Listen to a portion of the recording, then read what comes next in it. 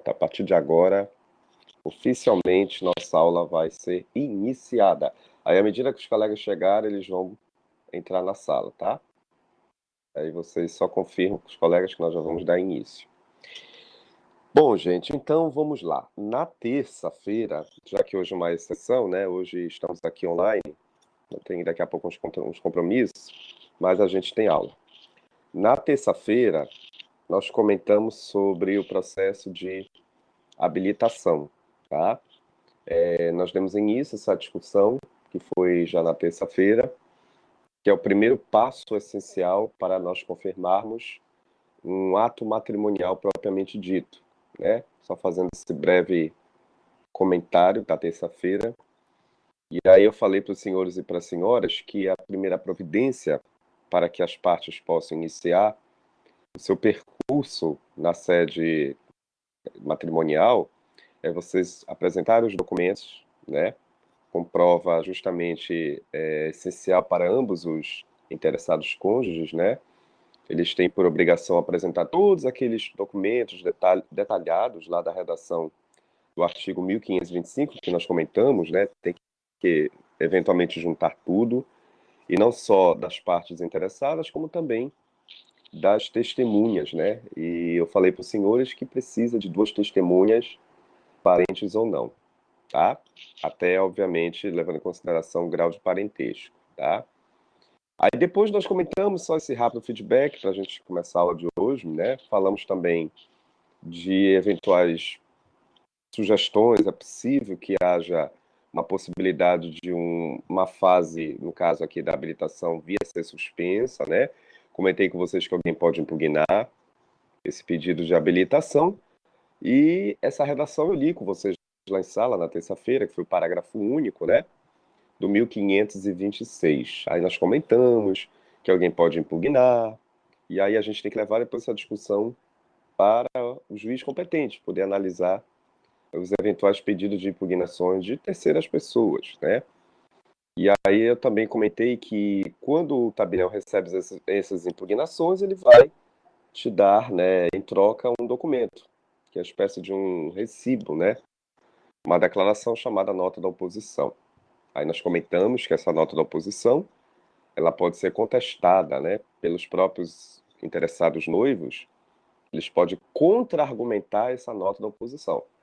E aí eles vão também se defender lá na via judicial, juntando também testemunhas, juntando outras provas legais, enfim, tudo dentro do parâmetro que a lei exige, tá? E isso, indubitavelmente, é uma exceção à regra, porque se alguém vai impugnar, a gente suspende momentaneamente a fase da habilitação, tá? Comentei também acerca da publicidade, falei para vocês a importância da expedição dos editais, a publicação dos editais que garante o princípio da publicidade, né? Eu falei para vocês, conforme a redação do 1527, os editais têm que estar estampados, né, apresentados num prazo de até 15 dias.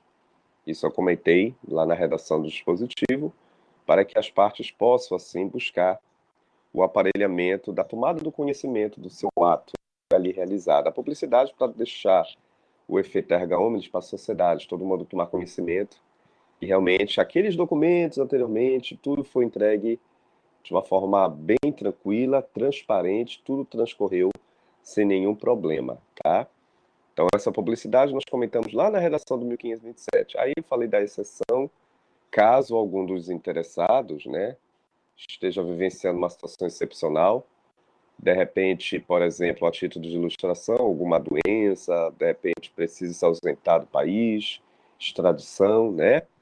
E aí é claro que eu vou precisar não ter esse prazo de 15 dias, eu vou possibilitar o descarte desses editais, ou seja, eu vou solicitar para que o tabelião não venha formalizar esses editais. Aí uma exceção, né? Nós comentamos isso lá no parágrafo único do 1527, tá?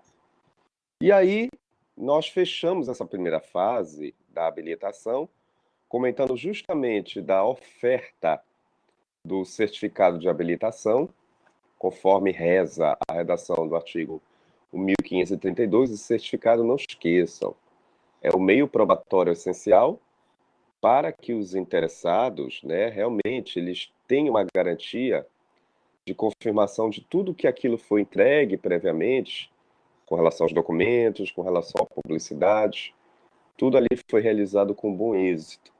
Então, essa fase é encerrada com a formalização do chamado certificado de habilitação que nós comentamos lá na redação do 1532, né? No caso, na terça-feira, a gente comentou a importância desse documento que põe fim a esta etapa inaugural que é a habilitação, tá? E aí eu falei para vocês que esse certificado tem um prazo de validade, não sei se vocês se recordam, né? Teoricamente 90 dias para que os interessados, os contratantes, né, os noivos, eles possam dar continuidade à sua celebração do seu casamento, tá? Então temos que nos adequar a esse momento para que nós possamos definitivamente confirmar a nossa celebração futura do nosso casamento, tá? Então eu comentei isso para vocês que é necessário tomar essa atenção, de acordo com a redação desse artigo 1532, para que eles não percam a oportunidade de dar continuidade à sua habilitação, né? No caso, não mais habilitação, né? Dar continuidade agora à sua celebração do seu casamento, tá? Então, só fazendo esse rápido feedback, que não adianta a gente já começar de uma vez, né? A gente fez esse fechamento, né? Só recapitulando para vocês o que nós falamos já na terça-feira, para situar vocês, né?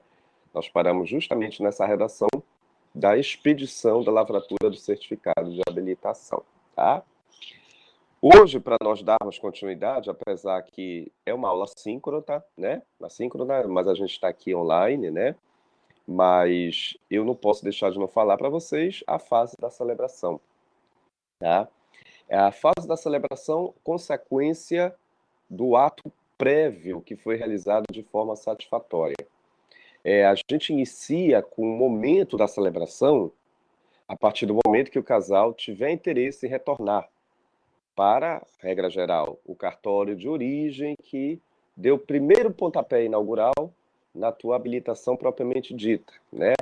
Então, torna-se necessário que os contratantes, o casal, os noivos, né, retornem àquele cartório originário, dentro da regra geral. E ali eles vão apresentar novamente seus documentos pessoais, seus documentos essenciais, né? A lei até diz, nos informa, tem que apresentar a petição dos contratantes, né? Ou seja, toda a organização documental para que ali a gente venha finalmente confirmar esta celebração, né? Então, naquele dia, naquele horário, os interessados retornam ao cartório competente. E não só retornam ao cartório competente, mas, acima de tudo, visam confirmar por definitivo o ritual da sua celebração do casamento, tá? Então, isso, de acordo com a redação, não sei se vocês estão com a legislação aí, né, que também nós vamos dar continuidade à utilização da lei, né? Nessa redação do artigo 1533, ela é muito clássica, tá? Então, você celebra o casamento, você retorna perante aquela autoridade competente que iniciou a tua habilitação propriamente dita, aí os contratantes vão levar novamente os seus documentos só para fim de confirmar aquilo que ele já viu apresentado no primeiro momento. Toda vez que eu falar primeiro momento, meus amigos, nós estamos falando da fase da habilitação, tá? É que você inicia a formação dos autos, né? Você inicia a formação do processo administrativo para futuramente confirmar o teu casamento, tá? Então, essa autoridade, o artigo está dizendo aqui, né? A autoridade que vai presidir. Quem é essa autoridade, professor? Normalmente o tabelião competente, o juiz de paz, tá? A importância desse profissional que vai conduzir o casamento. O juiz de paz, você já sabe que é aquele profissional que normalmente é eleito, né? Existe uma eleição de uma votação popular, de repente aquela pessoa que faz parte daquela redondeza, que toma conhecimento daquela circunstância para fim de casamento, e tem o prazo, né, da sua gestão, normalmente há 5 anos, que ele está configurando ali como juiz de paz. Não sei se vocês se recordam, mas vocês devem ter estudado isso lá no artigo 98 da Constituição, tá? A importância da atuação do juiz de paz.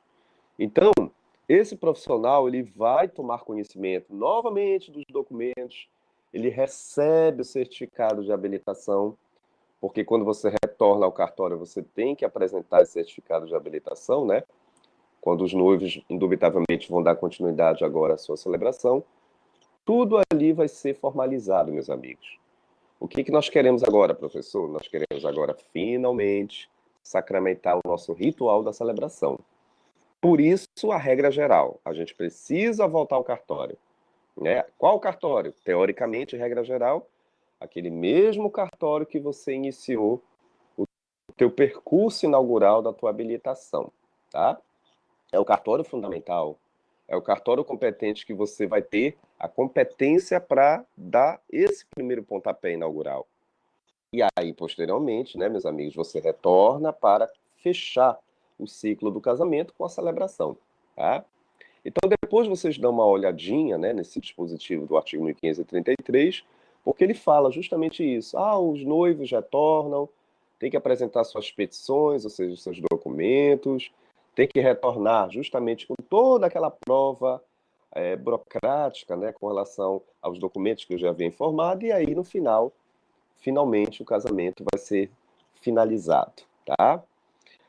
Só que nós temos que observar o seguinte, eu não posso deixar também de não informar para vocês, que existe também aquela velha regra do chamado ritual da solenidade. O que é o ritual da solenidade, professor? Bom, a primeira coisa que a gente não pode esquecer, eu acho que eu cheguei até a comentar isso com vocês na terça-feira, lá no presencial, em sala de aula, né? Que a gente tem que garantir a publicidade, tá? A publicidade durante o momento da ocorrência da formalização do ritual da celebração. Que algumas pessoas, infelizmente, acho que é por uma questão muitas das vezes de desconhecimento, acaba realizando um ato de celebração, que é um ato público, diga-se de passagem, um ato que qualquer pessoa pode participar, não só aqueles diretamente associados a parentes, amigos daqueles noivos, mas também a sociedade como um todo. Esta publicidade durante a celebração, gente, ela deve ser formalizada, ela deve ser garantida, tá? Algumas pessoas, não sei se vocês já verificaram, inclusive de um ritual de celebração de um casamento, acabam até restringindo esta publicidade. Isso é muito comum, principalmente quando nós observamos o ritual de uma entidade, por exemplo, para fins religiosos. Você acaba restringindo, fechando todas as portas, para que ninguém possa ter acesso àquele ritual da celebração. E, na verdade, isso não deveria acontecer, tá? A publicidade da celebração é regra. O que nós não podemos restringir essa regra, tá? Agora, é claro, se alguém me perguntar aqui, sim, professor, mas a gente já ultrapassou a celebração, o casamento já foi celebrado, estamos agora na fase posterior, que é, de repente, ali alguma confraternização, algo nesse sentido, tudo bem, aí você está já de outro procedimento, não tem problema você restringir aquela celebração, tá? Mas, enfim, a celebração propriamente dita, o momento da realização perante os noivos, perante aquela autoridade competente, tem que estar tudo às claras. Você não pode tolir alguém, de repente, de tomar conhecimento desse ritual, tá? Desse momento propriamente dito, tá? Se vocês verificarem comigo, por gentileza, tá? Em primeiro lugar, bem-vindo aos que estão chegando agora, tá? Sejam bem-vindos. Mas se vocês verificarem aqui a redação do artigo 1534, a redação é muito clássica, tá? Se vocês observarem, eu gosto muito de vez em quando, dar uma olhadinha nesse artigo 1534, porque ele é direto, tá? Ele não tem muita interpretação. Olha, você não pode restringir a solenidade, ela tem que ser realizada em portas abertas, tá? Tem que ter a presença das testemunhas. Óbvio, porque nós estamos tratando de um ato voltado para a natureza erga omnes, traduzindo em miúdos. Nós estamos voltados para um ato de natureza pública, é notório. A sociedade como um todo pode tomar conhecimento, então você não pode restringir esse momento, tá? E aí vem justamente a redação do artigo, né? Olha, a solenidade pode ser realizada a portas abertas, tá? Com toda a publicidade. Então isso é notório, é um ritual que ali a gente tem que observar. Pós-celebração, conforme eu já havia mencionado, tudo bem, né? Aí você já finalizou a celebração, já está tudo sacramentado, já houve a assinatura do livro de assento, Beleza, professor, fechei o ciclo da celebração. Agora, minha confraternização, né, o pós-casamento, eu posso restringir sem problemas, tá? A recepção, aí já, indubitavelmente, não está mais na regra. Aí você pode restringir a publicidade, tá? Uma coisa, por gentileza, eu gostaria que vocês não esquecessem. Apresentem também a prova testemunhal, tá? Você se lembra que eu falei para vocês que a testemunha não só está presente na fase da habilitação, né? Tu te lembras que tu fostes ao cartório no primeiro momento, levaste teus documentos, apresentaste também as tuas testemunhas, parentes ou não, e novamente, quando você retornar ao cartório, quando você voltar novamente para lá, leve também as testemunhas. Se for aquelas que você inaugurou, ótimo. De repente pode ser outras, contanto que apresente. E a lei diz, né? Apresente as testemunhas, tá? Querendo as partes, indubitavelmente, e para fechar todo esse ciclo da celebração. E o que nos chama a atenção também, meus amigos, nesse ritual da celebração, normalmente algumas pessoas até me perguntam, né? Ah, doutor, mas eu gostaria de celebrar, não necessariamente mais naquele cartório que, obviamente, eu iniciei a minha habilitação. Nós gostaríamos de celebrar agora, fechar o ciclo do casamento, de repente um outro ambiente, um outro prédio. É possível? Óbvio que sim, tá? Você, regra geral, tem um cartório que inaugurou, mas não significa dizer que você obrigatoriamente vai ter que fechar o ciclo lá. Uma coisa é certa, caso você entenda, juntamente com o teu interessada, com a tua interessada, né, o teu noivo ou com a tua noiva, se de repente você chega a um acordo, entendem que pode alterar o ritual, não digo o ritual, mas o local propriamente dito da celebração do teu casamento, não tem problema, desde que você avise previamente aquele cartório que você inaugurou. Normalmente algumas pessoas elas podem até alterar, né, justamente o local da realização do seu casamento. Eu acho que você já deve ter visto isso. Ah, professor, sim. De repente nós celebramos em um prédio particular, de repente em uma residência, tá? Um casamento comunitário, perfeitamente é possível, tá? Então, meus amigos, não é para gravar nada, é para a gente entender.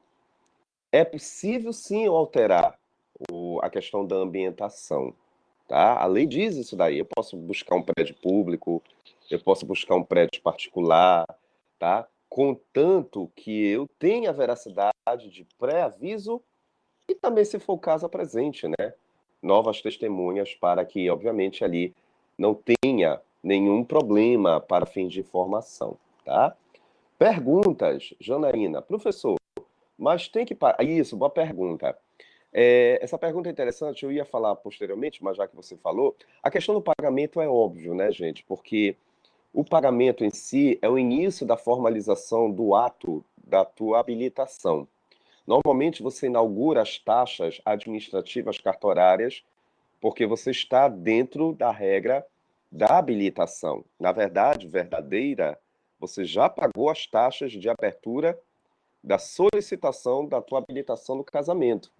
Quando você inicia o teu percurso no cartório, Janaína e companhia, você ali não vai fugir do pagamento da taxa, do pagamento de todos os emolumentos, né, que ali futuramente vai formalizar a tua futura certidão, tá? Então essas taxas cartorárias, esses emolumentos, nós sabemos, diga-se de passagem, que isso vai acontecer, tá? Só que eu chamo a atenção dos senhores e para as senhoras, pegando essa pergunta aí da colega, na fase da celebração, regra geral, os noivos não vão mais pagar nenhuma custa, tá?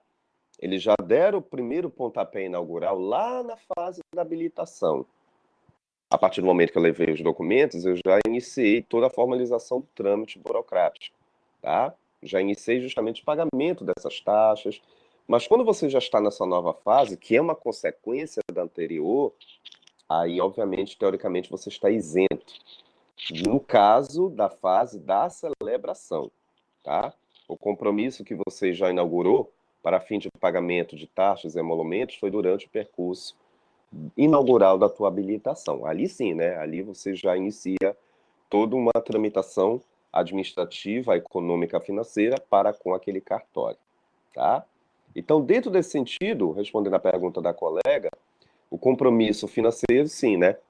Eu vou ter que inaugurar o estágio inaugural da habilitação com esse pagamento, né, dessas custas, para que tudo venha posteriormente ser sacramentado com bom êxito, tá?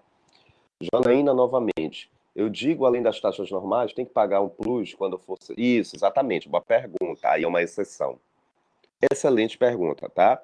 No caso da celebração, se você retornar ao cartório de origem, tudo bem, né? Você já iniciou a formalização do pagamento prévio das taxas, das custas, considerando que você retornou aquele cartório de origem, né? A pergunta é bem interessante. Agora, caso você, juntamente com seu noivo, né, resolvam eleger um novo ambiente, a lei fala, né? A lei está dizendo prédios, né? Se você eleger um novo recinto, um novo ambiente, que não seja necessariamente aquele originário, aquele cartório de origem, para você fechar o ciclo da celebração, a resposta é muito óbvia, né? Aí eu vou ter que, obviamente, pagar o aluguel, pagar justamente as despesas administrativas desse novo recinto, tá, Janaína e companhia? Vocês estão percebendo que a colega está perguntando. Só não vou voltar a pagar se eu retornar ao cartório originário, por considerar que, indubitavelmente, eu já obtive, né, eu já tive um compromisso lá, já firmei um compromisso anteriormente com ele, tá? Agora, professor, eu vou ter que transferir para um novo ambiente, para firmar a celebração ali e fechar todo o ciclo. Isso pode gerar também custas, tá? A questão justamente dessas novas custas, isso pode indubitavelmente acontecer, porque você solicitou uma mudança, né? De estágio, uma mudança de ambientação, tá? Certo, Janaína e companhia? E não esqueça também, puxando o gancho da pergunta da colega, me fez lembrar que as pessoas economicamente hipossuficientes, tu já sabes, eu não sei se eu te comentei isso, elas estão isentas do pagamento dessas taxas cartorárias, né, gente? A obtenção de certidões, né, você sabe que é uma regra constitucional para as pessoas, principalmente pobres, no sentido da lei, para ficar isentas do resgate de qualquer tipo de pagamento. Isso daí não é o professor Ari que está dizendo, é a própria Constituição, a nossa lei maior, que garante a isenção dessas custas para as pessoas pobres economicamente falando, tá? Hipossuficientes. Não é à toa que quando verificamos casamentos, né, comunitários de pessoas de baixa renda, isso daí, indubitavelmente, elas não vão ter nenhum custo para fim de arcar com o seu ritual da sua celebração e também, antes disso, da sua habilitação, tá? Tudo ok, gente? Deu para entender? Tranquilo? A pergunta da colega, ficou claro isso, tá? Bom, então, dando continuidade aqui... Ah, tá, depois eu falo aqui com o nosso coordenador. Então, dando continuidade à redação desse dispositivo, não esqueça da prova testemunhal. É uma curiosidade também que eu estou verificando aqui na norma, se de repente você pretender buscar um novo recinto, um novo ambiente para celebrar o teu casamento, aumente também o número de testemunhas, se de repente, isso pode acontecer, que alguma das partes, algum dos contratantes, estiver na condição até de pessoa analfabeta, tá?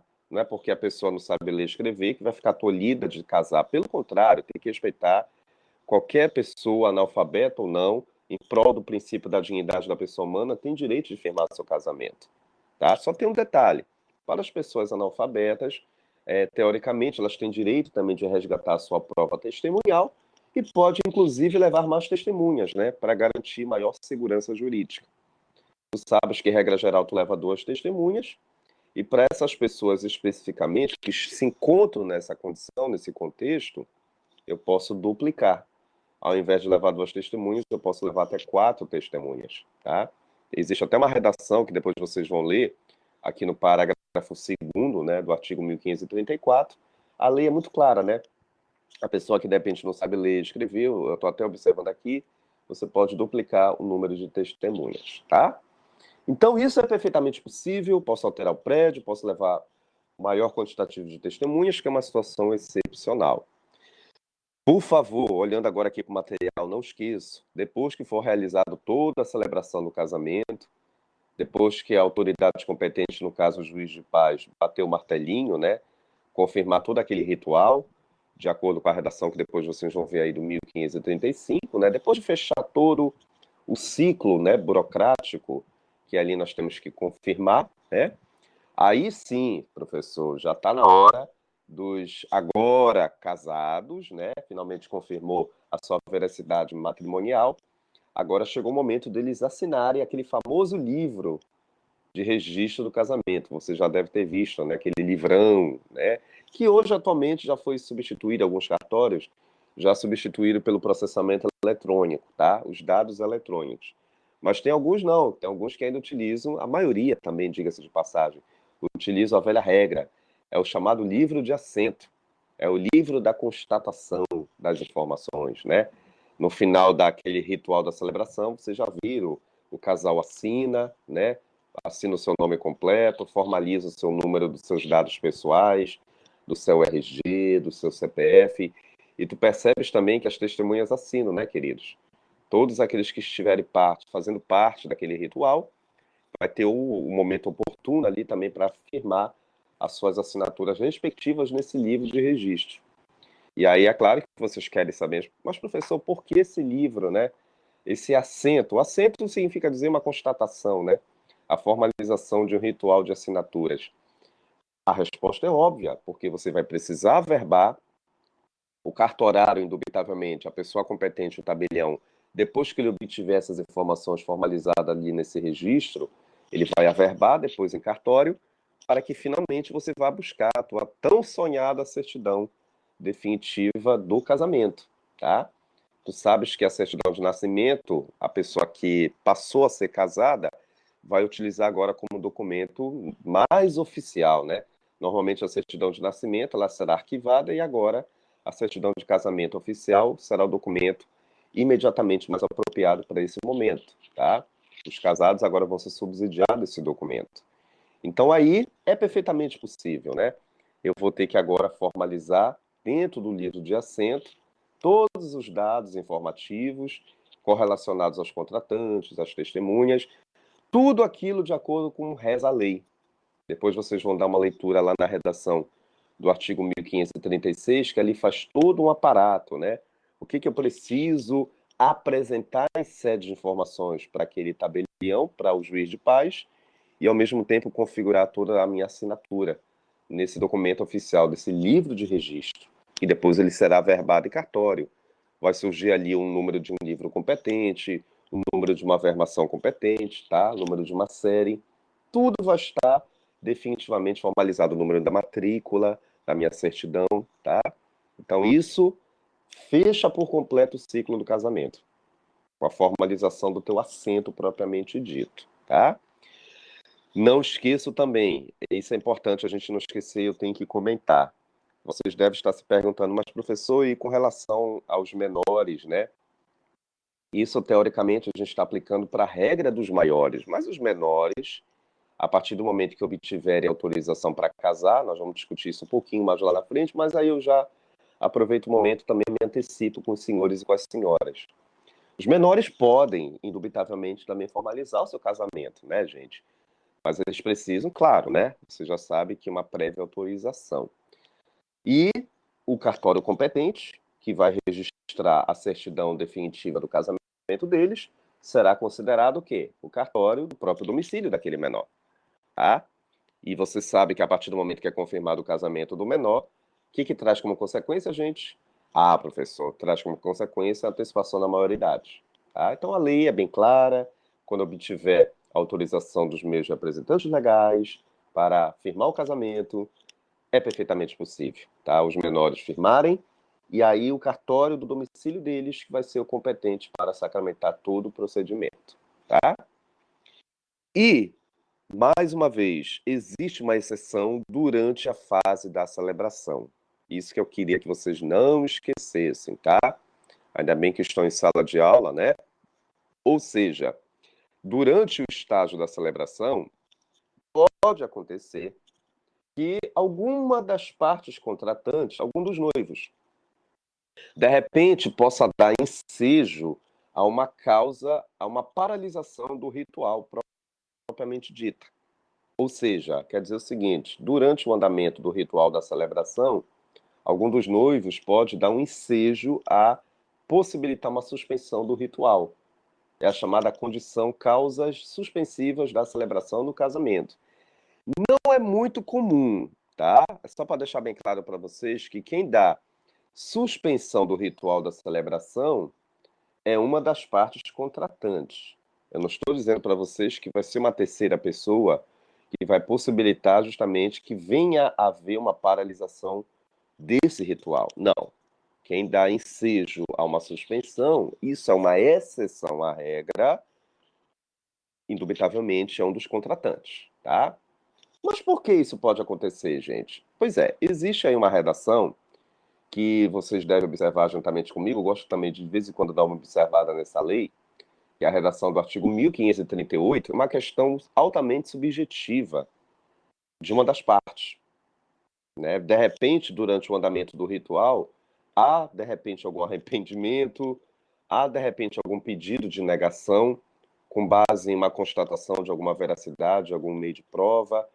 Enfim, queridos, uma eventual anormalidade pode, de repente, vir a acontecer durante o estágio desse ritual da celebração, tá?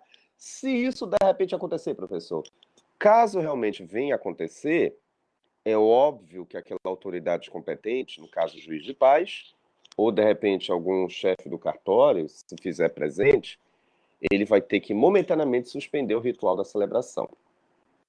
Suspender significa dizer, nós não vamos dar continuidade. Nós não vamos proceder, por exemplo, à formalização do registro do livro de assento. Até então, o casal não vai poder formalizar suas assinaturas porque alguém contribuiu para ocasionar essa suspensão do ritual, tá? Situações podem acontecer, indubitavelmente pode acontecer, com base nessa redação do 1538, tá?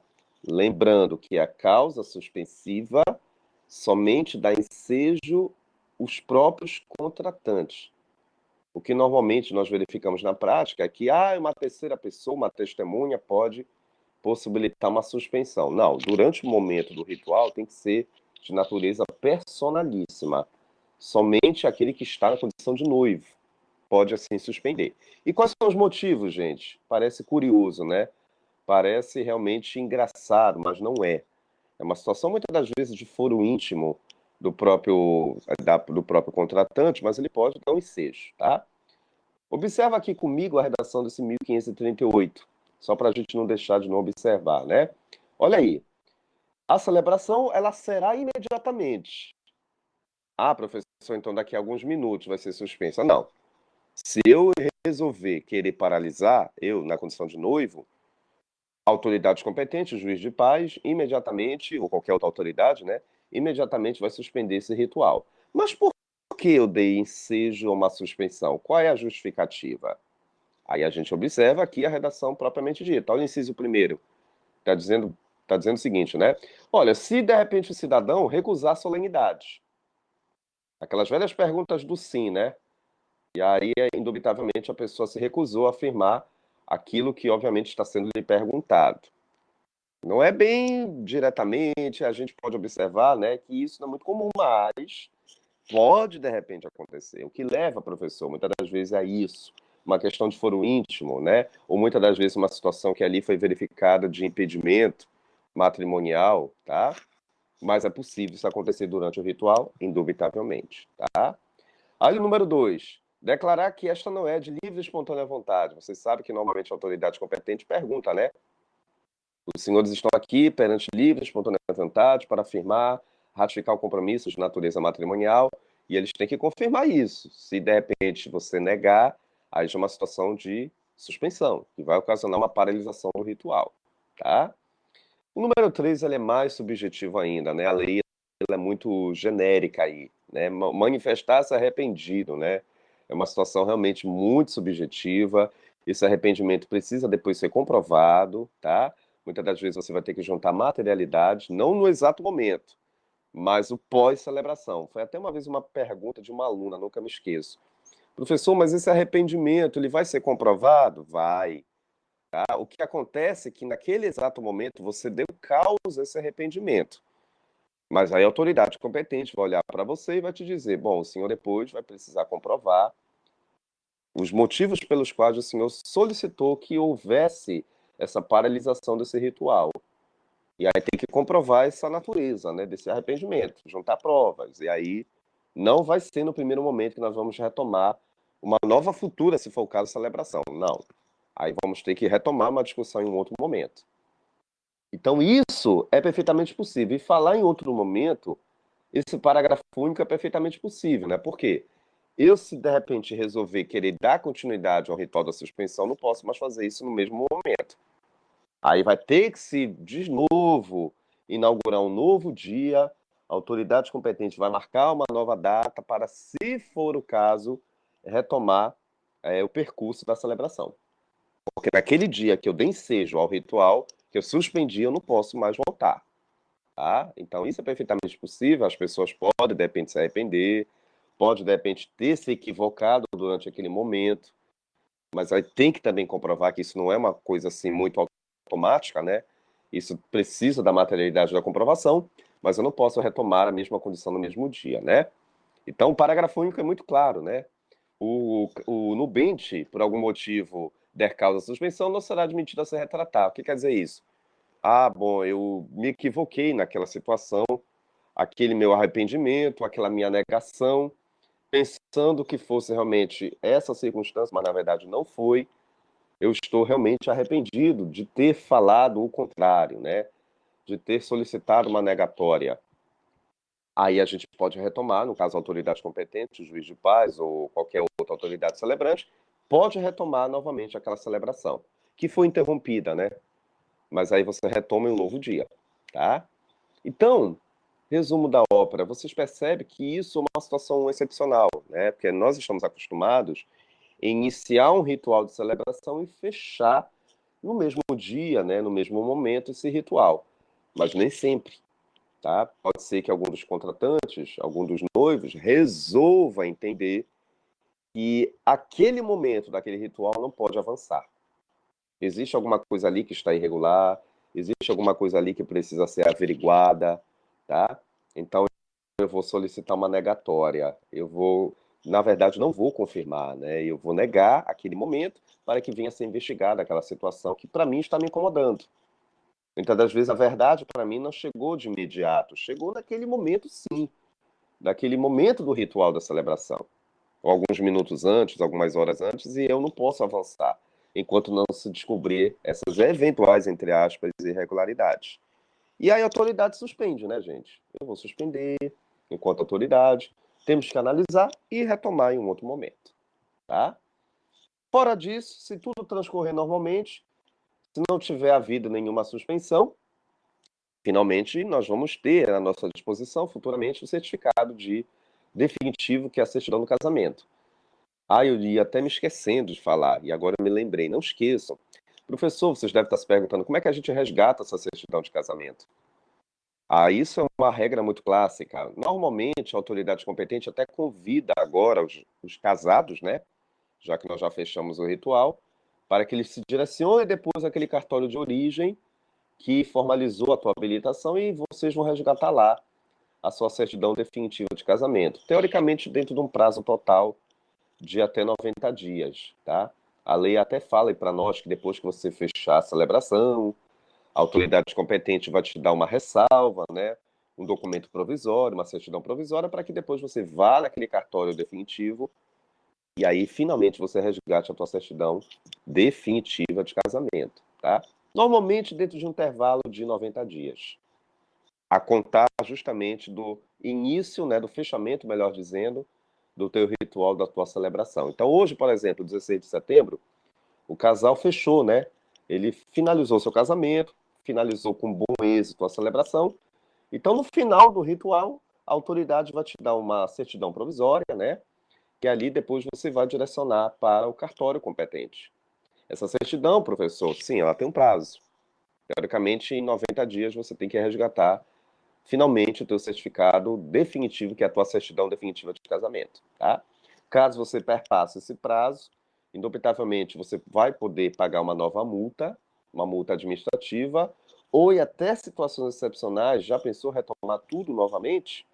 Retomar uma nova habilitação, que é muito complicado na altura do campeonato, né? Ah, eu deixei de buscar o cartório, eu deixei de retornar, deixei de buscar minha certidão. Pois é, você pode estar à mercê de pagar uma multa ou muitas das vezes retomar uma nova habilitação. E aí, com muito mais ônus, né? Com muito mais custas. Então, tenha cuidado quando você fecha o seu ciclo da celebração. Procure o cartório quanto antes para resgatar, né, a tua certidão definitiva do teu casamento, tá? Então, essa foi a discussão da celebração, que já é uma consequência, né, do ritual prévio que você iniciou com a habilitação e aí você fecha com esse ciclo. Se fechar com êxito, beleza, resgata a certidão. Caso aconteça alguns atropelos, aí primeiro nós temos que remediar para a via judicial para depois a gente retomar na esfera administrativa. Aí sim, né? Tudo transcorrer normalmente, nós vamos indubitavelmente dar continuidade aqui da via administrativa, tá? Tudo tranquilo, gente? Deu para entender então esse momento da celebração? Deu para entender esse momento da habilitação, tá? Alguma dúvida aí na turma? Vocês estão conseguindo entender, beleza? Né? Agora, eu gostaria de iniciar. Ah, sim, deixa eu só virar aqui a folha, né? Eu gostaria de falar para vocês a nova etapa, que são as chamadas modalidades de formas especiais de você celebrar o casamento, tá? Só chama a atenção de Vossas Excelências que agora nós vamos iniciar um estudo que é considerado sim uma exceção à regra, tá? A exceção à regra que eu falo justamente do ritual da celebração do teu casamento, tá? Vamos observar situações excepcionais que, de uma forma diferente, o ritual da tua celebração pode, de repente, não cumprir com aquelas mesmas regras que acabamos de observar, as chamadas regras comuns, tá? Nós vamos estar vivenciando uma situação, um contexto, que a própria fase da celebração, imediatamente, ela vai ser diferente comparada à fase que acabamos de estudar, dentro dos moldes ordinários, tá? São contextos que vai te levar a formalizar um ritual de celebração à parte. Dentro desse raciocínio é perfeitamente possível a gente verificar situações excepcionais, tá? E que situações são essas, professor? Uma delas está prescrita aqui, na própria situação, a primeira modalidade, tá? Situação de casamento em moléstia grave. Eu gostaria que vocês não esquecessem a nomenclatura moléstia grave. Então, cuidado, eu vou iniciar a partir de agora. Eu quero dizer para vocês que o ritual da celebração vai fugir à regra geral que acabamos de estudar, dos moldes ordinários, dos moldes comuns, do 1533, né, até o 1538. Acabamos de estudar, né, o ritual da celebração dos moldes comuns. Só que agora nós vamos virar a página aqui do nosso entendimento e vamos analisar situações de celebração que fogem à regra geral. Ou porque você vai se encontrar em um contexto, ou porque você vai ter que cumprir um prazo, enfim. Vamos verificar que situações são essas que vai fugir à regra do ritual da celebração. Você vai celebrar, mas você vai celebrar sob uma forma diferenciada, comparada aos moldes ordinários, tá? E uma das exceções à regra geral é a situação de casamento em moléstia grave. Por favor, vocês que estão aí online, tá? Circulem a nomenclatura moléstia grave. O que já nos leva a entender, meu povo, minha pofa, é que alguém, um dos contratantes, um dos noivos, tá? Está vivenciando uma situação de enfermidade passível desse indivíduo, inclusive, não poder até se locomover.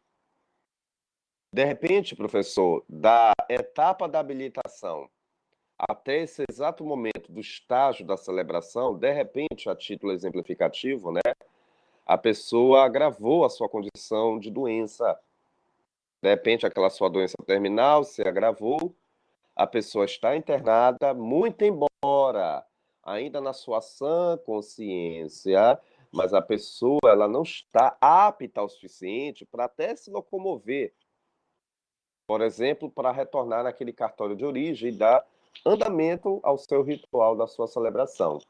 Então perceba, meu povo, minha pova, todo mundo aqui comigo.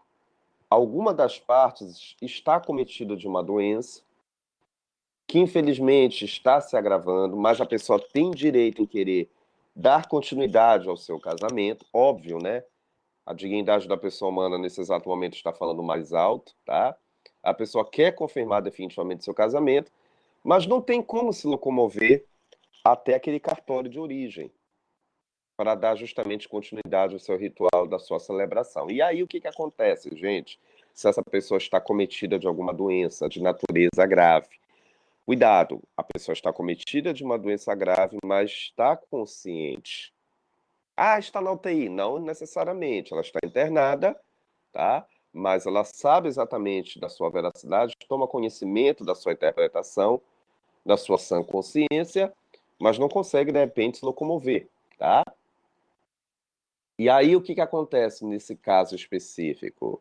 Aí eu posso, de repente, solicitar que a autoridade celebrante, quer seja, no caso, o juiz de paz, quer seja, de repente, o oficial daquele cartório, ao invés de eu, enquanto parte contratante, ao invés da minha pessoa, enquanto noivo, me direcionar até esse cartório, eu vou fazer com que essas autoridades venham até mim. Venham, obviamente, formalizar a celebração daquele casamento perante aquele dia, perante aquele horário, perante aquele lugar propriamente dito, por exemplo, num hospital, numa clínica onde eu estiver internado, e ali sacramentar a minha celebração do meu casamento. Parece curioso, né, gente? Mas isso daí é perfeitamente possível acontecer. E aí vocês devem estar se perguntando, em qualquer horário, professor? Sim, a lei até fala em qualquer horário, inclusive até à noite. Depois nós já vamos ler a redação aí do artigo, a lei é bem clássica. A autoridade pode se direcionar até onde se encontra as partes contratantes, inclusive uma delas está na condição de enfermidade, né? Mesmo sendo à noite, tá? As partes contratantes já se encontram ali naquele recinto. Existe, obviamente, todo um aparelhamento burocrático, né? Nós temos que previamente informar até a direção daquele determinado departamento, né? O departamento propriamente dito administrativo, recursos humanos, e já preparar todo aquele meio de campo, né? Porque ali vai acontecer um ritual para sacramentar a celebração daquele casamento, tá? Levando testemunhas, professor? Claro, né, gente? As testemunhas, indubitavelmente, também precisarão estar presentes nesse momento. E aí fecha todo o percurso. Então, é uma situação de um contexto excepcional. O que eu também não posso deixar de não te informar é que essa autoridade, não só ela propriamente dita, mas se de repente o titular, essa autoridade não puder comparecer, não tem problema nenhum. Eu posso até mandar um substituto. Vamos imaginar que o professor Ari, por exemplo, é o juiz de paz que vai celebrar o casamento do A e do B. Então, mesmo que o A, por exemplo, esteja cometido, esteja internado, esteja com alguma enfermidade de natureza grave, porém, na sua sã consciência, eu, obviamente, vou ter acesso livre naquele ambiente, naquela clínica, naquele hospital pela qual a pessoa está internada juntamente, na presença das outras pessoas, né, testemunhas e do próprio outro contraente. Eu vou confirmar esse ritual, tá? Agora, o que é importante, se eu não puder comparecer enquanto pessoa apropriada, autoridade competente, eu posso muito bem até mandar um substituto. Ah, professor ali não vai poder comparecer. Ele é o titular do cartório, ele é o responsável para a celebração do ritual. É a autoridade máxima. Bom, se eu não puder comparecer, questões pessoais, particulares, eu encaminho um substituto da minha mesma competência. Agora eu me lembrei que uma vez até foi uma discussão dessa da OAB de uma questão. Autoridade celebrante no ritual de uma moléstia grave. Pode-se fazer substituir? Claro, não tem problema, tá? Eu posso substituir por uma outra autoridade, indubitavelmente da minha mesma competência, né? Que vai também realizar o mesmo ato. Só não te esquece de um detalhe, que essa autoridade substituta, posso dizer assim, né? A lei está até falando aí do profissional ad hoc. Que é o profissional ad hoc? É o camarada que ele é nomeado para aquele ato, né? Então, se, por exemplo, for algum escrevente, se for um juiz de paz, de uma certa forma ou de outra, eu vou ter que formalizar o meu termo, né? O meu termo de assento, ou seja, tudo ali que aconteceu durante aquele momento, durante aquele horário, o que realmente foi constatado, aí eu vou ter que formalizar nesse relatório. É o termo avulso, né? A lei até fala isso. O que é termo avulso, professor? É uma certidão provisória que vai ser emitida por aquela determinada autoridade substituta, tá? Então, de repente, eu nomeei a Janaína como minha autoridade substituta, tá? Ela vai formalizar o casamento, ela vai celebrar em nome do titular, que sou eu. Não pude comparecer naquele dia. Janaína vai celebrar, mas ela vai ter que formalizar todo em um relatório dela, tá? Chamado termo avulso.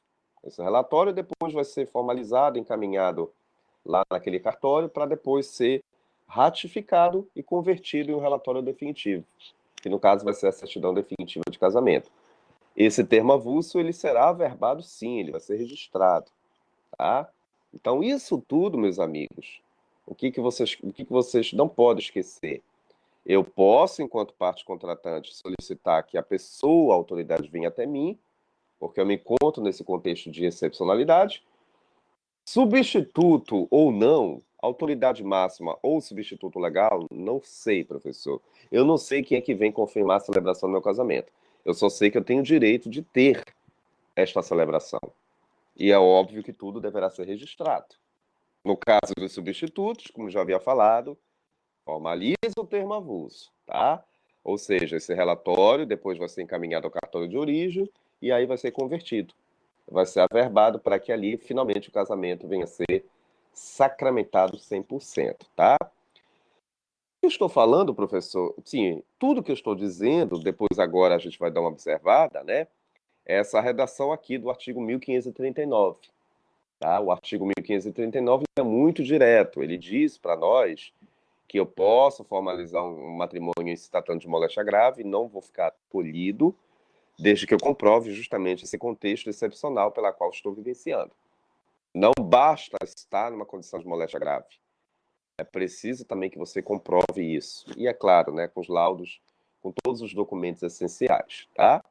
Então, olha o que está dizendo a redação, gente, só para a gente não esquecer a nossa interpretação, né? Então, professor, no caso de uma moléstia grave, de um, não é preciso os dois estarem nessa situação. Basta que um esteja, né? O presidente do ato, quem é o presidente do ato, gente? O juiz de paz, né? Ele vai celebrar o casamento onde se encontrar a pessoa impedida. A palavra impedimento aí não é bem aquela situação de causas impeditivas, não. Ou seja, a pessoa está impedida de se locomover, a pessoa adquiriu alguma normalidade, a pessoa adquiriu alguma enfermidade. Só para deixar bem claro isso para vocês, que normalmente a pessoa já associa, é uma situação de impedimento? Não. É a própria condição do estágio vital dessa pessoa, tá? Se vocês estiverem anotando, é importante que vocês não esqueçam. A palavra impedimento aí é a condição de saúde, como é que está essa pessoa. Muitas das vezes ela está até impossibilitada de se locomover, conforme eu já havia mencionado, tá? Então a pessoa se encontrar impedido, mesmo sendo urgente, né? Ainda que à noite, te lembra que eu te falei isso? Pode celebrar, inclusive, até à noite, perante duas testemunhas idôneas, né, gente? Pessoas que, obviamente, sabem ler e escrever. Pode ser parentes, né? Não tem problema nenhum. A lei lá não diz precisamente, mas, indubitavelmente, a gente também pode formalizar, tá? Então, esta é uma condição sine qua non. Você precisa estar vivenciando esse contexto. Basta que um dos contratantes esteja inserido nessa situação, comprovem esta situação, diga-se de passagem, né? Levem para o cartório esse contexto e aí sim solicitem a vinda dessa autoridade até você, tá? Aí tu te lembras que eu te falei o seguinte, olha o parágrafo primeiro, né? Se de repente alguma autoridade faltar ou de repente estiver até impedida, tá? Aí já é uma situação excepcional de um impedimento, né? Perante o regulamento administrativo daquele cartório, tá? Para presidir o casamento, professor, o que vai acontecer, gente, se a pessoa tiver impedida daquela autoridade? Será suprido, supliciar, por algum dos seus substitutos. Lembra que eu te falei? Eu não vou poder comparecer, a Janaína vai ser nomeada para me substituir, tá? E a do oficial do cartório também, professor, por outro ad hoc nomeado pelo presidente, né? Então eu, juiz de paz, ao invés de nomear o tabelião responsável, mas ele não vai poder comparecer, alguma situação de anormalidade, alguma situação excepcional, E aí ele vai nomear, no caso eu vou nomear um substituto, que é o chamado ad hoc, né? Para que aquele ato, esse determinado oficial, esse novo cartorário, que vai ter a mesma competência, né, gente? Diga-se de passagem, esse novo profissional também ele vai fazer o mesmo trabalho do titular. E no final ele vai formalizar o seu termo avulso, tá? Que é o seu relatório provisório, que é o que está dizendo, né? A redação do parágrafo 2º. Olha o que está dizendo o parágrafo 2º aí, para a gente não deixar de não entender, né? Então, esse termo avulso, lavrado pelo substituto, cuidado, né? O termo avulso é o relatório do ad hoc, ou seja, é o relatório daquele profissional substituto, tá? Será também, professor, esse relatório registrado? Claro, gente, vai ser registrado. Tem até um prazo, né? A lei diz até um prazo de 5 dias, perante também 2 testemunhas, e depois esse relatório vai ficar arquivado, tá? Então, fechamos o ciclo do ritual da celebração. Então, aquele substituto, aquele cartorário substituto, vai formalizar tudo ali o que aconteceu durante aquele ritual. Esteve aqui no dia X, perante a presença da testemunhas, fulano, beltrano, realizou-se o matrimônio na sede do Hospital X, na condição Y do contratante fulano de tal. Então, tu percebes que ele está fazendo uma redação, né? Aquele substituto. Ele já fez uma redação. A sua certidão ali vai ter que ser formalizada por ele mesmo. Esse relatório, esse termo, depois vai ser formalizado lá no cartório, vai ser registrado, vai ser averbado para que fique arquivado, ou seja, fique ali definitivamente analisado, né? Vai gerar o número de uma matrícula para que finalize todo o percurso da celebração, tá? Tranquilos, meus queridos, deu para entender essa primeira modalidade de moléstia grave? Tanto percebes que é necessário estar vivenciando uma situação contextual, tá? A palavra dessa manhã é essa. Não basta estar somente numa situação de enfermidade, mas eu preciso deixar muito claro e evidente, comprovando que eu realmente me encontro numa natureza grave. Cuidado, meu povo, minha pova. Eu posso estar vivenciando uma normalidade física, mas eu tenho uma sã consciência. Eu não estou inconsciente, tá, gente? Vocês estão notando isso. Não é natureza gravíssima a tal ponto de eu estar numa UTI, eu não tenho consciência dos meus atos, não, tá? De repente, uma pessoa, a título exemplificativo, sofreu um acidente, tá? Está de cadeira de rodas, não pode a priori se locomover, tem que passar por sessão de fisioterapia. Então, a pessoa ela está acamado ainda, né? Está ainda dentro desse patamar, desse estágio de recuperação. E aí tem um casamento para celebrar. Teoricamente, ela é naquela data X. Não tem como retornar o cartório de origem, professor. O que que eu vou ter que fazer? Eu posso solicitar que as autoridades venham até mim, já que eu me encontro nesse estágio de incapacidade física, mesmo que seja provisória? Pode. E aí você vai ter que juntar essa materialidade, tá? Tranquilos? Detalhe, para celebração. Eu não estou falando aqui situações de habilitação, tá, gente? Isso é bom deixar bem claro para vocês que estão anotando. Estamos analisando situações excepcionais para fins de celebração do casamento. Habilitação não. Habilitação eles já iniciaram essa etapa, já perpassaram esse percurso, tá? Só que eles chegam no momento da celebração em situações excepcionais, tá? Uma delas é uma situação de moléstia grave. Tá bom? Só para deixar bem claro isso, que normalmente alguns alunos perguntam: ah, eu vou ter que me habilitar? Não. A habilitação você já inaugurou, só que de lá até o presente momento aconteceu alguma situação excepcional. Uma das quais é uma moléstia grave, você adquiriu. E aí abre-se uma exceção à regra. A regra do ritual da celebração. A gente foge essa regra para aquela situação que você está vivenciando excepcionalmente. Tá? Você vai se inserir nesse contexto excepcional. Tá bom? Além da moléstia grave, meu povo, minha pova, nós temos qual é a outra modalidade, professor? Nós temos o chamado matrimônio, celebração nucumpativa. Eita, termo diferente, né? Casamento nucumpativo, que está aí no teu roteiro, você está observando o teu roteiro, né? Eu coloquei entre parênteses daí, eu acho que vocês estão vendo, em viva voz, porque a palavra nucumpativo vem do latim, vem do latim, né, do verbo nucumpare. Nucumpare significa dizer em latim algo que você se formaliza por viva voz. Você faz uma oralidade, você faz um prenúncio, um chamamento, uma convocação ao vivo e a cores, utilizando do seu meio vocálico, tá? Então, no compatível é isso, você vai se reconhecer como casado em viva voz. Mas como é que isso vai acontecer? Temos também todas umas regrinhas que nós vamos começar a verificar aqui. A primeira coisa que eu quero que vocês não esqueçam, dentro do conceito do compatível, algum dos contratantes pode estar vivenciando uma situação que a sua vida esteja em risco. Ou melhor dizendo, eu estou vivenciando uma situação contextual de iminente risco de vida, ou seja, a minha vida está nessa situação pela qual esteja vivenciando. A título exemplificativo, uma situação de iminente risco de vida. Eu estou sofrendo, de repente, em alguma situação de uma ameaça que ponha estar em risco a minha própria pessoa, né? Crime contra a pessoa, por exemplo. Uma situação de uma ameaça, como já havia falado. Ou, de repente, uma doença, assim, terminal. E a cada dia pode estar avançando, mas tenha cuidado com uma coisa que eu vou dizer aqui para vocês. Não é de natureza grave, tá? Eu posso estar cometido por exemplo, de um câncer, né? De repente eu estou no estágio inaugural da doença, ou de repente já no estágio intermediário, mas eu não estou ainda impossibilitado de me deslocar. Confere, gente, eu estou ainda podendo realizar percursos. Só que aqui, essa situação de iminente risco de vida, eu não sei se de repente esse amanhã, para mim, vai ser concretizado. Então, o que que eu vou fazer? Considerando que a cada dia pode estar avançando essa minha enfermidade, a minha vida está pondo em risco. A qualquer momento, eu não sei se de repente eu vou avançar na minha saúde, né?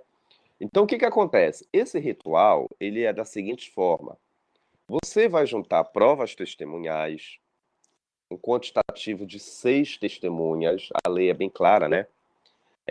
Nem mais nem menos, tá, gente? Tem que ser um número fechado de 6 testemunhas, tá? Parentes ou não, que ali vão ser formalizadas, vão ser agariadas, vão ser convidadas, vão ser habilitadas, chamadas, né? Para presenciar, testemunhar um ritual que você, enquanto parte contratante, e a outra parte vão assim realizar. Teve uma vez a seguinte pergunta: qual o ambiente de realização desse ritual? Bom, aí fica a critério do freguês, já dizia o velho ditado popular, né? Os contratantes podem eleger qualquer recinto, de repente as suas próprias residências, de repente qualquer outro prédio público ou particular. Uma coisa é certa, nessa situação excepcional, eu posso até descartar, acreditem, eu posso até descartar a presença das autoridades competentes, no caso o juiz de paz. Eu estou descartando a presença desse indivíduo nesse exato momento, juntamente com aquele cartorário, tá? Essas autoridades eu posso até descartar. Uma coisa é certa, eu vou ter que juntar provas testemunhais e, por viva voz, me reconhecer casado perante a outra parte. Mas não basta só me reconhecer casado. É preciso que eu demonstre para testemunhas, não só demonstrar, mas comprovar que realmente elas precisam, por unanimidade, olha aí, hein? Por unanimidade, elas precisam entender que uma das partes realmente se encontra nesta situação excepcional de iminência ou de iminente risco de vida. Eu tenho que deixar isso muito bem transparente, gente, tá? Ah, professor, tem que ser os dois? Não necessariamente. Basta que uma das partes apresentem esse contexto. Um meio de prova contundente, né? Um boletim de ocorrência, a título exemplificativo, um laudo clínico médico, um exame propriamente dito. As testemunhas, elas têm que olhar uma para a cara da outra de uma forma coloquial, né? E tem que ter o mesmo discurso. Realmente, o professor Ari se encontra nesse estágio de condição de iminente risco de vida. O que que ele fez? Ele solicitou uma exceção à regra, né? Ele solicitou que nós, testemunhas, estivéssemos nesse exato momento e confirmássemos esse ritual de celebração do casamento dele com a fulana de tal, tá? Ambos confirmaram, ambos formalizaram um documento. As testemunhas, indubitavelmente, também vão assinar esse termo, tá? Um documento particular, mas que precisará da confirmação das testemunhas, todas. Não pode, de repente, 5 concordar com esse ritual e uma discordar, gente, porque aí não vai ter nenhuma veracidade esse ritual no culpativo, tá? Tem que ter uma sintonia 100%. Todos ali têm que estar no mesmo acordo, tá? E aí, o que que acontece depois, professor? Depois que for finalizado esse ritual, sem a presença das autoridades, somente das testemunhas, no final, gente, as testemunhas vão ter que agora direcionar para a segunda fase. Qual é a segunda fase? Saímos de um ritual informal, agora nós precisamos buscar a celeridade, a confirmação da via judicial competente. É interessante, tá? Chama a atenção de Vossas Excelências que estão em sala. O ritual no compativo, tu podes até dar o pontapé inaugural, a primeira fase, de uma forma muito informal, né? De uma forma direta, eu vou buscar um recinto, vou me apresentar perante 6 testemunhas, vou me reconhecer como casado perante a fulana de tal. No final, todos vão assinar um documento particular. Beleza. Fechou o ciclo desse ritual. Não necessariamente. Nós vamos agora perpassar para uma outra fase burocrática, que aí vai transcorrer na via judicial.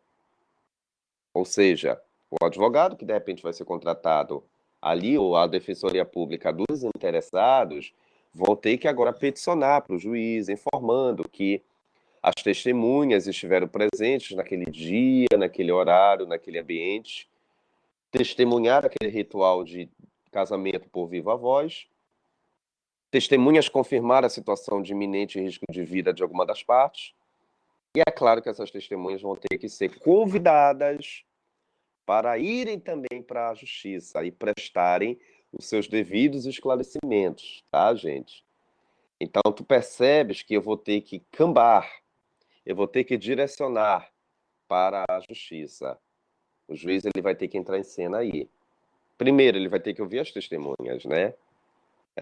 Fulano de tal, Beltrano, ou seja, todas vão ter que ter o mesmo discurso, né?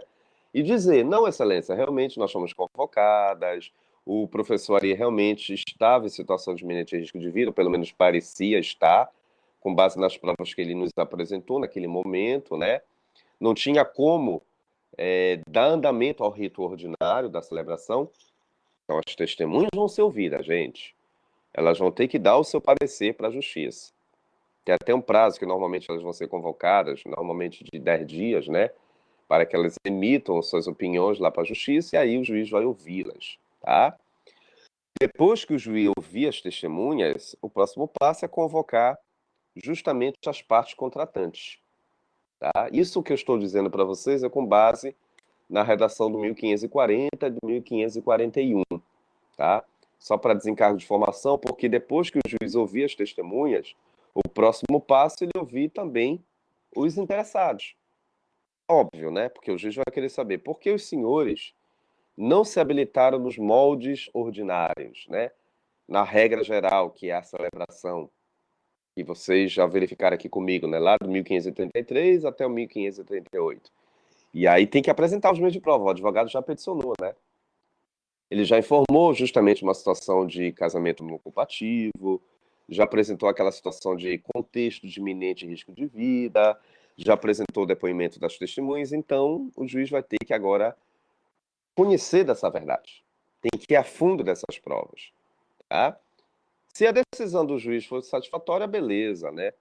Aí já fecha o ciclo do ritual da celebração e aí o casal está finalizado todo o seu trâmite e vai buscar a sua certidão definitiva de casamento. Fechou todo o seu percurso. Se de repente se o juiz entender que realmente não houve nenhum ritual não compatível, que ali não ficou muito claro para a justiça que as testemunhas realmente confirmaram essa celebração Não ficou muito claro para o juiz que o Ari, por exemplo, se encontrava em uma situação de iminente risco de vida. As provas trazidas não comprovaram, né, essa situação excepcional. Infelizmente, a sentença vai ser negativa, né, gente?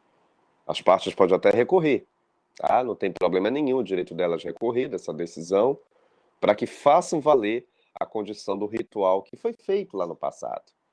De uma certa forma ou de outra, tudo vai ser registrado, né? Aí não só recorrer, professor, mas se as partes quiserem, vão retomar um percurso no ritual ordinário, na regra geral. Aí vai ter que começar tudo novamente, né, gente? Porque se a sentença não reconhecer um ritual não ocupativo, você volta a estaca zero. Você vai ter que, de novo, se habilitar, você vai ter que buscar uma celebração nos moldes comuns. E aí tu já sabes, né? Aí foi a pergunta da Janaína lá no começo. Professor, nós vamos ter custas? Considerando justamente esse momento excepcional, aí retoma uma materialidade novamente. Vai ter que pagar tudo de novo, vai ter multas, né? Porque, infelizmente, o ritual não compatível não teve êxito perante a visão judicial, tá? Então, só para desencargo de consciência, eu gostaria só de verificar aqui com vocês, tá? Ah, tá, beleza. A redação do artigo 1540. Se vocês puderem observar aqui comigo, a redação do 1540 ela é muito clássica, né? Eu preciso comprovar o ritual não ocupativo dentro desse raciocínio, desde que eu esteja vivenciando uma situação de iminente risco de vida, não só vivenciando, mas comprovando, tá? Se nós observarmos essa redação, olha o que está dizendo aí, tudo bem, para a gente não perder o fio da meada, né? Quando algum dos contratantes, olha lá, estiver em iminente risco de vida, já sabes, né? Que é uma ameaça, é uma doença terminal que a cada dia está se avançando, a títulos exemplificativos, né? Eu preciso de imediato já fechar todo esse ciclo. Não obtendo, professor, a presença da autoridade, que no caso é o juiz de paz, qualquer outro profissional competente, no caso o cartório, né? Nem o seu substituto, tá? Poderá o casamento ser celebrado o quê, gente? Na presença de 6 testemunhas. Que conjugalmente não tem o parentesco até segundo grau. Eu falei para vocês que pode ser até parente, mas aí cuidado com a situação de impedimento. Até segundo grau não pode testemunhar. Acima disso, né, os tios, os primos, tranquilamente eles podem configurar nessa condição de testemunhas, tá? Então, é perfeitamente possível, preciso comprovar esse contexto excepcional e juntar as testemunhas, acima de tudo, que elas são peças-chave. As testemunhas depois elas vão estar perante lá a via a judicial competente para confirmar esse ritual que foi feito no passado, tá? É justamente o que está dizendo a redação do 1541, né? Olha lá, realizado o casamento, as testemunhas devem comparecer. Ah, elas podem? Não, elas devem. É uma obrigatoriedade, uma exigência, tá? Perante a autoridade judicial mais próxima, perante o juiz mais próximo, qual o prazo? Aquilo que eu te falei, 10 dias, né? Tá? Pedindo que ele venha tomar por termo a declaração. Ou seja, elas vão se encontrar perante a presença do magistrado, o juiz vai proceder à abertura de um termo de audiência, posso dizer assim, né? De formalização ali de depoimentos, e aí elas vão narrar tudo que realmente aconteceu naquele dia, naquele horário, e aí justamente elas precisam comprovar essas redações aqui, né? Por exemplo, do inciso primeiro, elas foram convocadas pelo enfermo. Inciso 2, que aquele indivíduo parecia em perigo de vida, mas no seu juízo, ou seja, ele estava vivenciando uma situação de enfermidade, de uma doença terminal, em estágio moderado, em estágio inicial, mas na sua sã consciência, tá? Número 3, que declara os contratantes livres espontaneamente a receber por marido e mulher, ou seja, formalizaram, sacramentaram por escrito, confirmaram as suas intenções, tá? Então, tudo isso daí vai ser depois autuado na via judicial. O juiz ele vai não só ouvir as testemunhas, depois ouvir as partes contratantes, que é o que está dizendo aqui na redação do parágrafo primeiro, né? Olha lá, autuado o pedido, né? O juiz vai proceder às diligências, verificar se os contratantes podiam ter se habilitado, né? Ou seja, o juiz vai ouvir essa galera tudinho e vai querer saber por que os senhores não se habilitaram nos moldes ordinários. Aí vai ser o depoimento dos contratantes, né? Olha, vai ouvir os interessados dentro de 15 dias, tá? É o prazo normalmente que os noivos vão ter que chegar à justiça e prestar os seus depoimentos. Não, realmente, uma das partes aqui, o fulano de tal, naquele dia nós resolvemos estar perante seus testemunhas e confirmar o nosso ritual ali, com base nesse contexto excepcional de iminente risco de vida. Tá? E o juiz ele vai analisar tudo e vai dar um posicionamento. Olha aí a redação do parágrafo 2º, é bem importante, né? Verificada a idoneidade para o casamento, assim vai decidir o juiz, com recurso. O que é recurso voluntário, gente? Professor, de repente o juiz dá uma sentença negativa, né? O juiz entendeu que ali realmente não foi nenhum ritual, as partes podem recorrer, sem problema nenhum, tá? Elas podem recorrer ou, de repente, se não tiver interesse em recorrer, pode recomeçar tudo novamente. Mas aí recomeçar tudo novamente, né? O recomeço de uma nova habilitação com mais custas. Aí vai ter que ter mais multas, mais ônus, né? E aí se torna muitas das vezes problemático para as partes, tá? E aí vem de novo a redação do parágrafo 3º. Se de repente da decisão ninguém tiver recorrido, mesmo que o juiz tenha entendido que não foi situação de ritual não culpativo, né? Ou se de repente passar em julgado, uma coisa é certa, apesar dos recursos, o que o juiz vai fazer, gente, apesar dos recursos? Não tem problema, professor, ele vai mandar registrar no livro de registro dos casamentos. Tudo vai ser registrado. Se a sentença foi positiva, se a sentença foi negativa, é claro, né, gente? Estamos tratando acerca de um ato público, tá? O princípio da publicidade. Até para garantir uma veracidade, porque pode ser que posteriormente as partes pretendam um dia realizar um outro ritual, mas ali vai haver um registro que já havia sido formalizado previamente. Para garantir essa publicidade, tudo tem que estar definitivamente averbado em cartório. Mesmo que você tenha se socorrido da via judicial. O juiz ele vai mandar averbar, não tem para a gente escapar disso, tá? Aí vem o parágrafo 4º, a título de conhecimento, né? O assento, ou seja, a consignação das assinaturas, assilavrado, vai retrotrairá, ou seja, vai retroagir, né? Os efeitos do casamento, efeito ex tunc, tá? Quanto ao estado dos cônjuges, a data da celebração. Ele quer dizer o seguinte, traduzindo, depois que você formalizar em cartório todo o registro, definitivamente vai ser declarado o casamento, vai ser confirmado, mas não vai ser confirmado somente nesse dia que foi registrado. Na verdade, nós vamos levar em consideração desde o primeiro momento do estágio da habilitação, perpassando pelo ritual não compatível até o presente momento. Então, esse registro que hoje foi definido em cartório obedece o efeito ex tunc, sim. Tudo que tu fizeste no passado, inclusive o ritual não culpativo, se tornou reconhecido, se tornou válido, tá? O assento ali, a constatação, a notificação que foi formalizada em cartório, comprovou isso.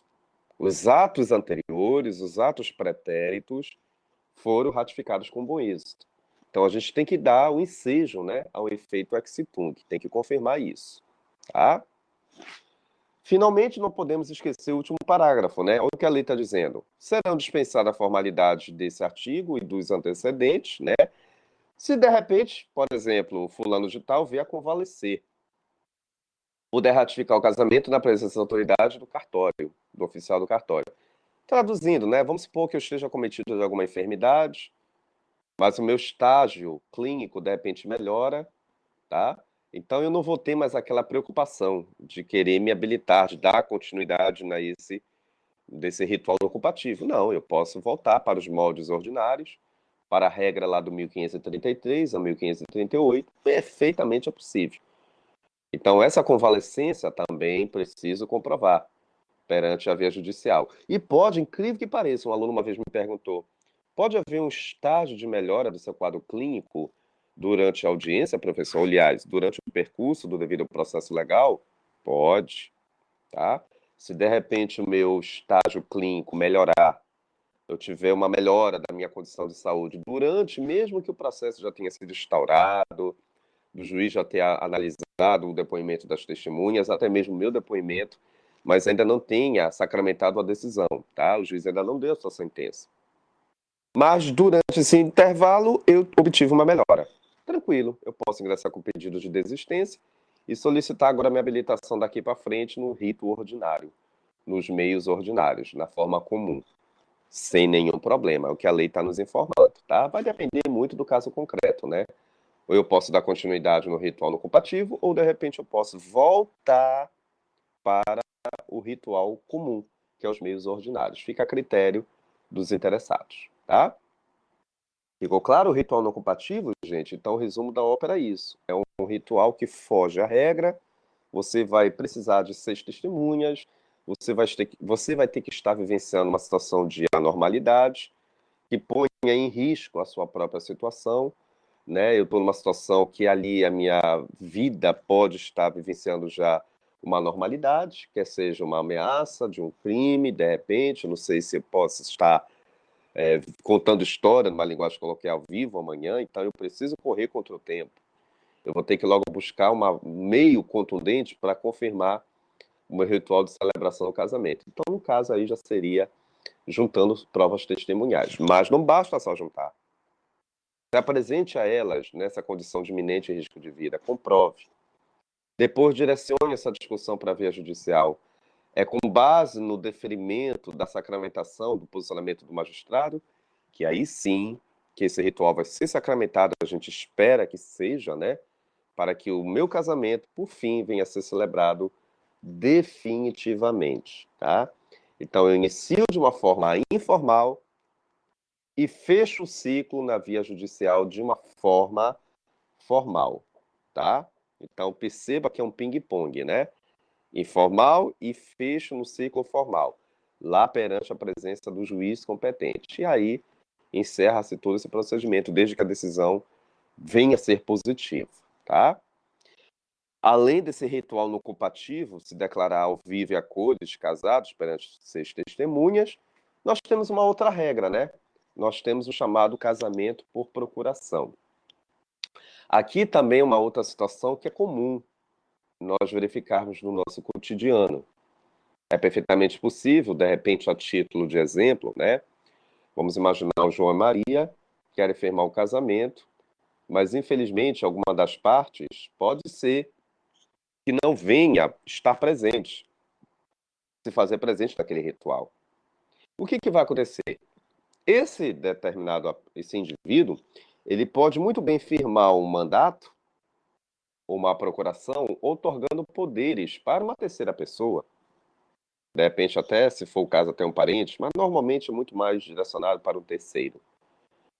Esta pessoa, que é o mandatário, vai ter a competência de buscar esse mandato, de resgatar esse mandato, de direcionar naquele dia, naquele horário previamente já designado nesse mandato, e sacramentar o casamento com outro contratante, com a outra parte, com outro interessado, tá?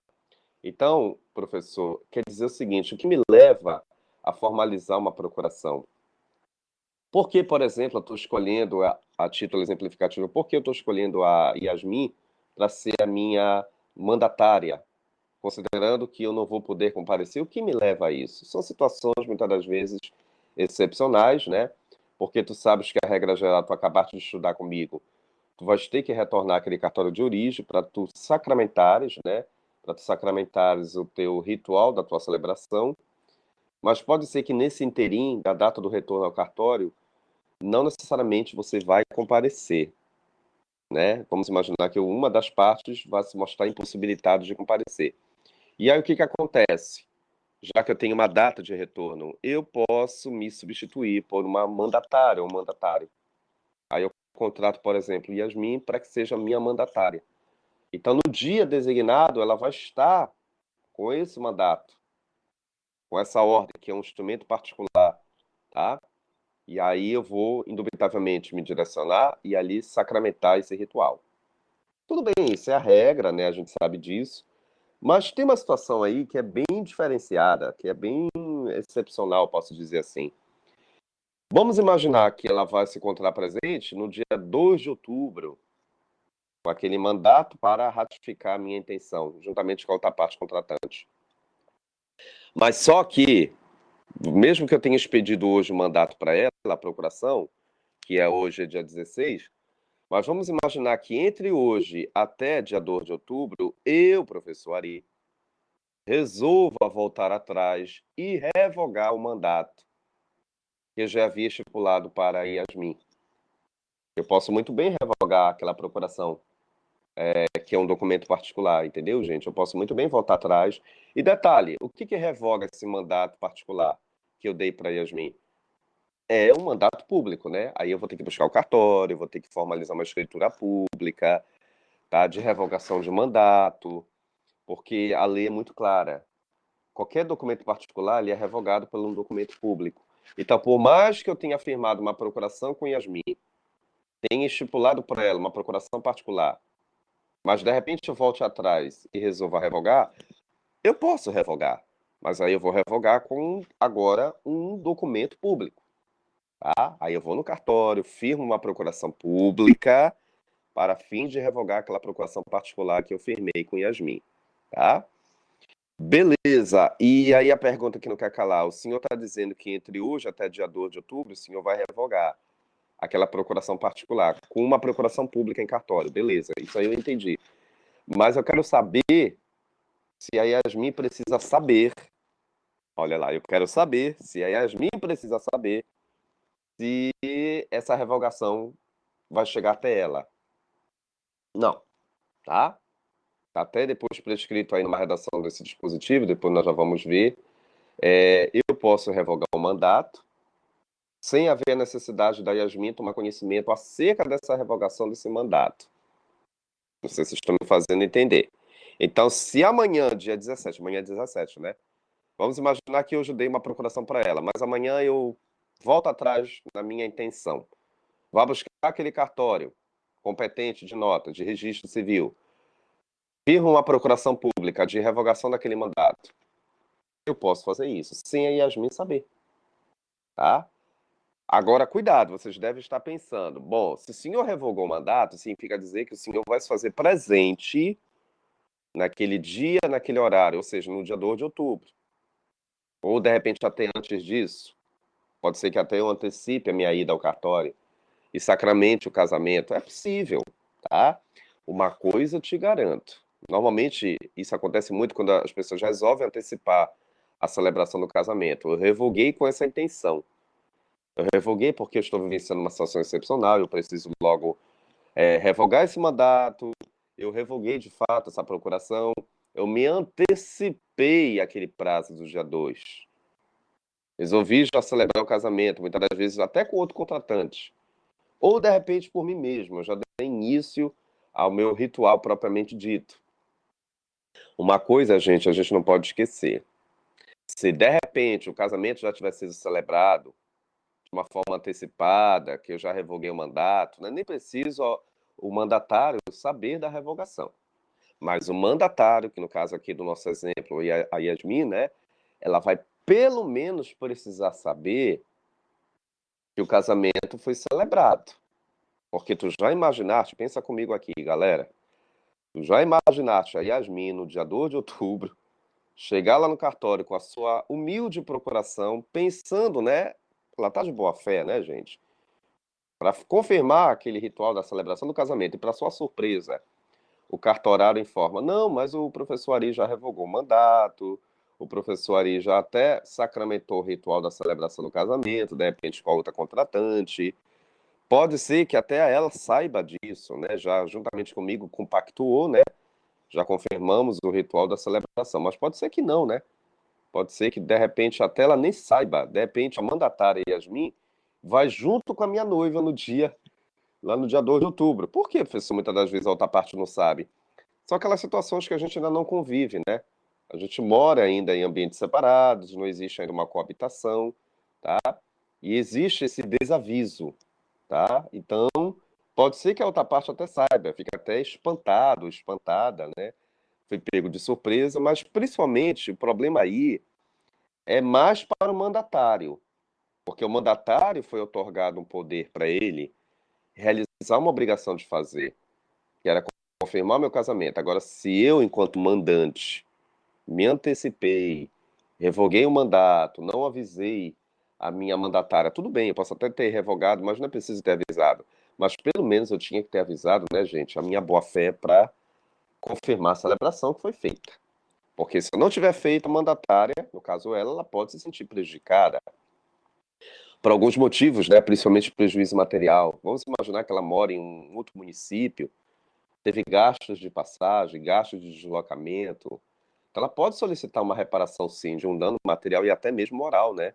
Porque desconfigurou, desrespeitou a pessoa enquanto mandatário, né? Infringiu o ordenamento jurídico lá da Lei de Registro Civil Público. Então, resumo da ópera. A mandatária pode se vingar de mim. Yasmin pode se vingar de mim. Ela pode ingressar com uma reparação de perdas e danos. Poxa, você deveria, pelo menos, ter me avisado do ritual da celebração. Tudo bem, eu até entendo que você, o senhor, revogou o mandato, mas o ritual, já que o senhor se antecipou e muitas das vezes até já confirmou o ritual da celebração, mas pelo menos eu tinha que saber disso, para evitar esses contratempos, né? Para evitar que no dia 2 eu voltasse aqui e sofresse esse baque, sofresse de repente essa decepção, essa notícia que para mim foi de surpresa realmente, né? Eu não sabia que isso já tinha sido até celebrado o casamento. Então todos esses contratempos, a mandatária que se sentiu, o mandatário que se sentiu prejudicado, pode buscar uma reparação, sim. Eu não me lembro se eu coloquei no material de vocês, eu vou até colar aqui, gente.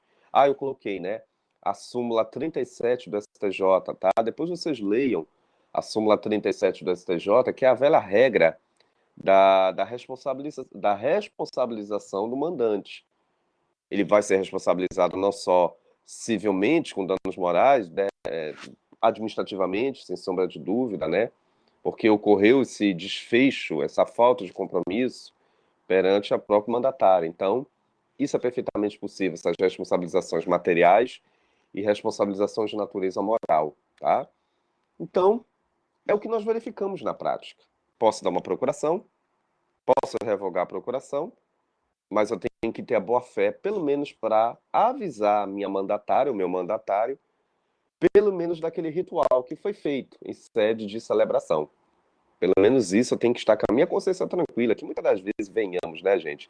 Tem muita gente que não faz pré-aviso, né? Você acaba realizando um ritual e deixou de avisar todo esse percurso, tá? Só para títulos de confirmação de informação, já que ainda temos só uns pouquinhos minutinhos, né? Só para eu não deixar de não informar esse artigo, que é o 1542, tá? Olha o que está dizendo ele para a gente. Então, o casamento, professor, pode ser celebrado mediante má procuração, com por instrumento público com poderes especiais. Ou seja, a regra geral, eu vou te firmar uma procuração particular, né, um instrumento particular, mas pode ser também que eu e Yasmin, por exemplo, nós dois diretamente, pessoalmente, vamos perante o tabelião e lá ele vai lavrar uma procuração também, um mandato para aquela finalidade específica, de firmar um casamento futuro. Então, normalmente os alunos me perguntam muito: o senhor pode já formalizar um instrumento particular? Ou, de repente, o senhor, com o seu mandatário, pessoalmente, vamos naquele dia, naquele horário, naquele cartório e firmar lá perante, ao vivo e a cores, perante aquele cartorário, e ele vai lavrar uma procuração. Sem dúvida, a procuração também pública eu já posso iniciar, tá? E a redação do artigo 1542 nos informa isso. E logo em seguida vem o parágrafo 1º da revogação, né, gente? Aquilo que eu comentei com vocês, tá? A revogação do mandato, professor, eu posso revogar, né? Não necessita chegar de imediato ao conhecimento da mandatária, no caso aqui do nosso exemplo da Yasmin, né? Ela tranquilamente não precisa saber que eu revoguei o mandato, tá? Mas, olha lá, sempre tem um mais, né? Porém, celebrado o casamento sem que a Yasmin, ou de repente a minha noiva, o outro contraente, de repente nem sabia, né? Tivesse ciência dessa revogação, eu, professor Ari, poderia responder por perdas e danos. É a decepção, né? Porque a Yasmin já sabe, ela ficou tudo acertado, que no dia 2 de outubro nós vamos, né, nos encontrar, pelo menos ela, né, com a minha noiva, se encontrar lá no cartório. Já tá tudo certo para formalizar o casamento. Mas a decepção é, ela chega lá e é informada, não, o professor já esteve aqui, já revogou o mandato no dia 17 de setembro, ele revogou, né? E não só ele revogou, como ele também aproveitou e já iniciou a ratificação da celebração do casamento. Juntou os meios probatórios contundentes. É uma decepção, principalmente para o mandatário, tá? Porque aí tem todos esses contratempos, né? primeiro já infringiu até mesmo a regra do registro civil público. Então, ela pode se sentir prejudicada com isso e buscar uma perdas e danos, tá? Aí vem, parágrafo segundo, né? O nubente que não estiver em situação de iminente risco de vida poderá se fazer representar por casamento ocupativo. Ah, é. De repente, só voltando àquela regra anterior, se aquela outra parte não estiver vivenciando a situação de iminente risco de vida, eu posso constituir um procurador também nesse ritual? Pode. Eu posso constituir também um procurador para participar desse ritual não ocupativo, não tem problema nenhum, mas só constitui quem não estiver em situação de iminente risco de vida. Acabamos de ver, tá? Porque tu já pensaste, a pessoa que está em iminente risco de vida, se fizer substituir por procuração, por procurador, o que que a testemunha vai atestar de veracidade? Nada, né? Então precisa ser personalíssimo. Quem estiver em situação de iminente risco de vida tem que comparecer. É obrigatório a presença, tá? Só não é obrigatório para outra parte que não estiver, tá? Aí vem o parágrafo terceiro. A eficácia do mandato não pode ultrapassar 90 dias. Então, Yasmin sabe que tem que cumprir dentro daquele prazo, ou porque já foi estipulado, mas se de repente nada estiver estipulado da data do retorno da celebração, teoricamente ela tem que confirmar em até 90 dias, tá? Porque é o prazo total para ratificar essa celebração, tá? E como é que eu revogo, gente, o mandato que eu estipulei a ela? Por um instrumento público, tá? A lei é bem clássica, né? Somente por um instrumento público é que pode, né, revogar o mandato, tá? Ou seja, uma procuração na presença do próprio tabelião, que ele vai firmar e aí ele vai revogar aquele instrumento particular, tá bom? Então, não esqueça, procuração, uma terceira pessoa que vai intermediar, com base no mandato, que eu, mandante, já outorguei, né? Não te esqueces de que eu posso voltar atrás na minha decisão enquanto mandante, posso revogar o mandato, sem o mandatário saber, mas o que o mandatário tem direito de saber é que houve uma antecipação de uma celebração de um ritual, que o casamento já foi confirmado, e isso é perfeitamente possível o mandatário já saber. Se ele não souber, se ele for pego de surpresa, ele pode buscar uma reparação na órbita civil, uma indenização, tá? E aí é perfeitamente possível buscar os meios legais contra o mandante que agiu de má fé, ou seja, deixou de avisar pelo menos acerca daquele ritual de celebração, tá? Gente, aqui no meu relógio já são 9h40. Eu peço desculpa para vocês, mas a gente vai ter que encerrar por causa do nosso horário, né? A gente cumpriu dentro do ciclo de 8 às 9h40, que é o nosso horário propriamente dito. Somos um reloginho, né? Mas eu queria agradecer a vocês que estiveram aqui presentes. Paramos aqui ainda temos duas modalidades de celebração especial, o religioso e o